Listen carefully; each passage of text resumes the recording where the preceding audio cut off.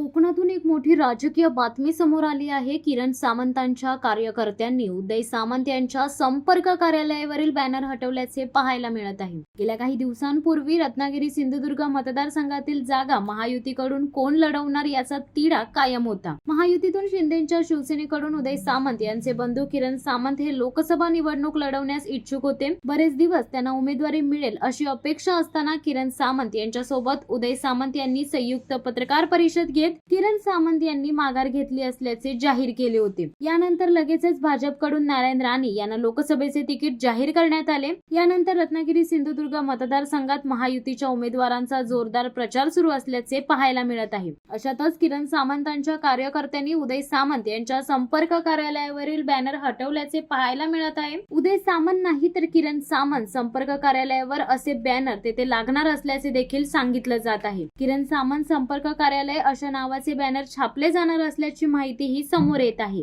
शिवसत्ता times news bureau Ratnagiri. दे धडक बेधडक वृत्त देणाऱ्या आपल्या शिवसत्ता टाइम्स न्यूज चॅनलला लाल बटन दाबून सबस्क्राईब करा आणि बेल आयकॉनला क्लिक करायला विसरू नका।